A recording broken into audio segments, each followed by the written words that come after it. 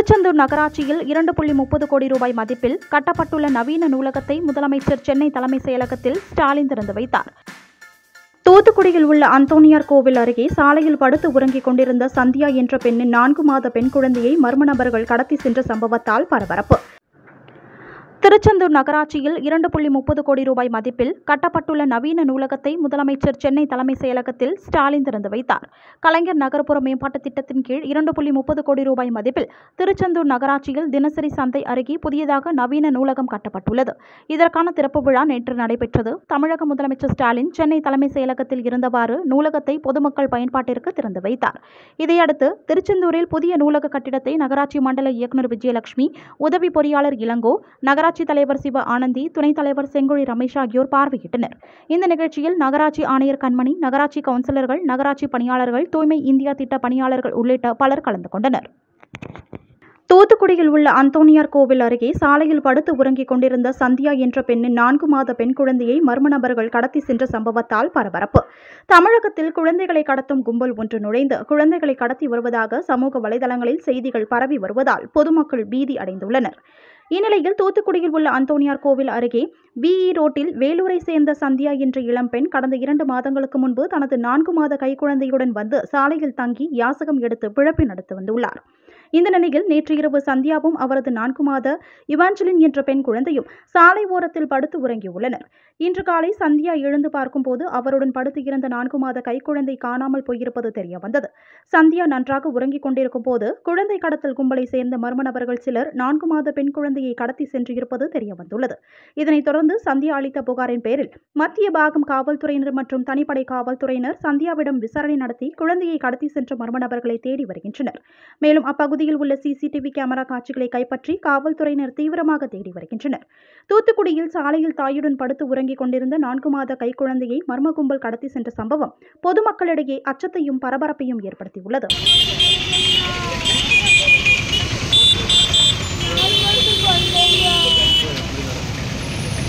என்ன நடந்துச்சுமா?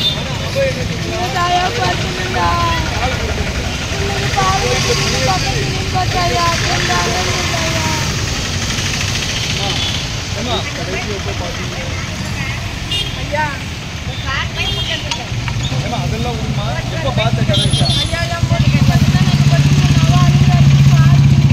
எத்தனை மணிக்கு பார்த்துருக்க?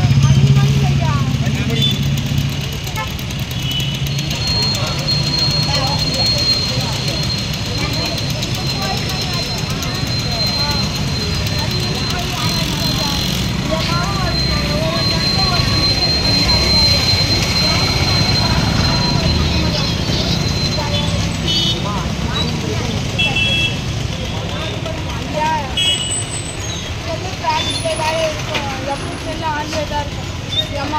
டைம் பார்க்குவோம் ஐயா. 1 மணிக்கு அழுந்தாலும் பால் கொடுக்குவேன். 4 மணிக்கு பண்ணுவோம் ஐயா. 4 மணிக்கு பால் கொடுக்குவோம் ஐயா. சரிம்மா சரிம்மா அந்த பார்த்துக்கிட்டு கண்டுபிடிச்சு சரிதானா? பேர் என்ன பேருமா? ஏம்மா உன் பேர் என்ன பேர்? என் பேர் சந்தியா ஐயா. உங்கள் வீட்டுக்கு வருது பேர்? என் வீட்டுக்கு பேர் ராஜா ஐயா. இல்லை குழந்தைக்கு பேர் வச்சுட்டீங்களா? என்ன பேர்? இவாஞ்சலின் ஐயா. இவாஞ்சலின். எனக்கு ஒரு மகன் இருக்கிறான் ஐயா. ஓமில் வச்சிருக்கேன். இதே ஊரில் பேர் தளபதி ஐயா. 5 வயசு ஆகுது. திருச்செந்தூர் அருள்மிகு சுப்பிரமணிய சுவாமி திருக்கோவிலுடன் இணைந்த அருள் தரும் ஆனந்தவள்ளி அம்பாள் சமேத அருள்மிகு சிவகுழந்தீஸ்வரர் திருக்கோவிலில் வெகு விமர்சையாக நடைபெற்ற மகா சிவராத்திரி மற்றும் பிரதோஷம் விழா. இதில் அதிகமான பக்தர்கள் கலந்து கொண்டு சுவாமி தரிசனம். திருச்செந்தூரில் சிவன் கோவிலில் சிவராத்திரியை முன்னிட்டு இன்று ஆயிரக்கணக்கான பக்தர்கள் சுவாமி தரிசனம் செய்தனர். மகா சிவராத்திரியை முன்னிட்டு அதிகாலை கோவில் நடை திறக்கப்பட்டு சிறப்பு பூஜைகள் நடைபெற்றது. மாலையில் பிரதோஷத்தை முன்னிட்டு சுவாமிக்கு சிறப்பு அபிஷேகம், அலங்காரம் மற்றும் உற்சவ மூர்த்தி நடராஜருக்கு தீபாராதனை நடைபெற்றது. இதில் திரளான பக்தர்கள் கலந்து கொண்டு சுவாமி தரிசனம் செய்தனர். தொடர்ந்து பக்தி இன்னிசை, பரதநாட்டியம், சொற்பொழிவு உள்ளிட்டவை நடைபெற்றது. ஆயிரக்கணக்கான பக்தர்கள் கலந்து கொண்டு சுவாமியை வழிபட்டும் கிரிபிரகாரத்தில் 23, 41, 108 முறை வலமும் வந்தனர். இதனால் திருக்கோவில் வளாகமே பக்தர் கூட்டத்தால் நிரம்பி வழிந்தது. விழா ஏற்பாடுகளை திருக்கோவில் அறங்காவல் குழு தலைவர் மற்றும் நிர்வாக அதிகாரி, கோவில் ஊழியர்கள் ஆகியோர் செய்திருந்தனர்.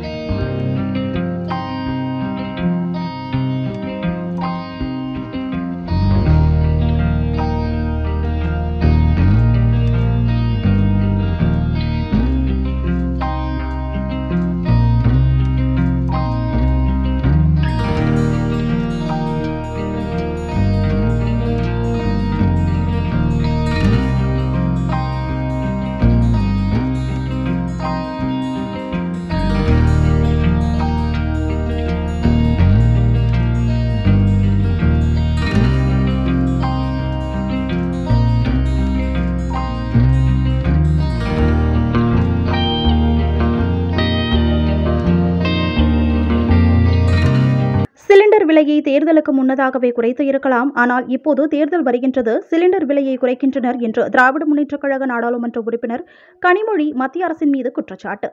தூத்துக்குடி வ.உ. சிதம்பரனார் கல்லூரியில் வைத்து மாவட்ட நிர்வாகம், மாற்றுத்திறனாளிகள் நலத்துறை மற்றும் MERF அறக்கட்டளை இணைந்து நடத்திய காது மற்றும் பேச்சு குறைபாடுகள் குழந்தைகளுக்கான சிறப்பு மருத்துவ மதிப்பீட்டு முகாமினை தூத்துக்குடி பாராளுமன்ற உறுப்பினர் கனிமொழி தொடங்கி வைத்து அமைச்சர் கீதா ஜீவன் ஆகியோர் முன்னிலையில் மாவட்ட ஆட்சியர் லட்சுமிபதி தலைமையில் பார்வையிட்டார். பின்னர் குறைபாடுள்ள குழந்தைகளுக்கு உதவி உபகரணங்களையும், மாற்றுத்திறனாளி பயனாளிகளுக்கு இணைப்பு சக்கரம் பொருத்தப்பட்ட பெட்ரோல் ஸ்கூட்டர்களையும் பாராளுமன்ற உறுப்பினர் கனிமொழி வழங்கினார். பின்னர் செய்தியாளர்களை சந்தித்த திராவிட முன்னேற்றக் கழக நாடாளுமன்ற உறுப்பினர் கனிமொழி, சிலிண்டர் விலையை தேர்தலுக்கு முன்னதாகவே குறைத்து இருக்கலாம். ஆனால் இப்போது தேர்தல் வருகின்றது, சிலிண்டர் விலையை குறைக்கின்றனர். மகளிர் தின நாளில் சிலிண்டர் விலை குறைப்பது என்பது மகளிருக்கு சிலிண்டர் விலை மட்டும்தான் பிரச்சனை, வேறு எந்த பிரச்சனையும் இல்லை என்பது போல் தெரிகிறது என்றும், வேலைவாய்ப்பு உள்ளிட்ட எவ்வளவோ விஷயங்களை உருவாக்கலாம். ஆனால் சிலிண்டர் விலையை மட்டும் குறைத்து பெண்களை சமையல் அறையிலேயே இருக்கக்கூடியதாக ஒன்றாக பார்க்கின்றனர் என்றும், தேர்தல் வருகின்றது, ஆனால் பிரதமர் தொடர்ச்சியாக தமிழகம் வருகிறார், அதை தவிர வேறு ஒன்றும் இல்லை என்றும் திராவிட முன்னேற்றக் கழக நாடாளுமன்ற உறுப்பினர் கனிமொழி மத்திய அரசின் மீது குற்றம் சாட்டினார். இல்லைங்க, சிலிண்டர் விலை முன்னாடியே குறைச்சிருக்க முடியும்னா குறைச்சிருக்கலாம். தேர்தல் வரக்கூடிய அந்த நேரத்தில் சிலிண்டர் விலையை குறைச்சிட்டாங்க. அது மட்டும் இல்லாமல் மகளிர் தினத்தன்னைக்கு சிலிண்டர் விலையை குறைக்கிறது என்னமோ மகளிருக்கு, பெண்களுக்கு சிலிண்டரை பற்றி மட்டும்தான் கவலை, மற்ற எதை பற்றி வேலை வாய்ப்புகளை உருவாக்கலாம், எத்தனையோ விஷயங்களை செய்யலாம். ஆனால் சமையல் அறையிலே பெண்கள் இருக்கக்கூடிய ஒரு விஷயமாக மாற்றுவது. பிரதமர் தொடர் வருகிறது, தேர்தல் வருகிறது, தொடர்ந்து அவர் வந்து கொண்டிருக்கிறார். தூத்துக்குடியில் பாகம்பிரியால் உடனுரை சங்கர ராமேஸ்வரர் ஆலயத்தில் மகா சிவராத்திரியை முன்னிட்டு சுவாமிக்கு அலங்காரம் மற்றும் பூஜைகள் நடைபெற்றது. ஆயிரக்கணக்கான பக்தர்கள் நீண்ட வரிசையில் நின்றபடி சுவாமி தரிசனம் செய்தனர். தூத்துக்குடியில் உள்ள பழமையான பாகம்பிரியால் உடனுரை சங்கர ராமேஸ்வரர் ஆலயத்தில் மகா சிவராத்திரியை முன்னிட்டு சுவாமிக்கு அலங்காரம் மற்றும் பூஜைகள், தீபாராதனை, சிவலிங்க பூஜை ஆகியவை நடைபெற்றது. இதில் லட்சக்கணக்கான பக்தர்கள் நீண்ட வரிசையில் நின்று சுவாமி தரிசனம் செய்தனர். சுவாமி தரிசனம் செய்த அனைவருக்கும் பூ, மாலை, பிரசாதம் ஆகியவை வழங்கப்பட்டது. மேலும் மகா சிவராத்திரியை முன்னிட்டு சிவன் கோவில் ஆலய வளாகத்தில் அமர்ந்து ஏராளமான இளைஞர்கள், பெண்கள், குழந்தைகள் என ஏராளமானோர் விடிய விடிய ஓம் நம சிவாய என்ற மந்திரத்தை எழுதினர். இதேபோல் சிவன் கோவில் வளாகத்தில் மகா சிவராத்திரியை முன்னிட்டு மாணவர், மாணவிகளின் பரதநாட்டியம் உள்ளிட்ட பல்வேறு நிகழ்ச்சிகள் நடைபெற்றது.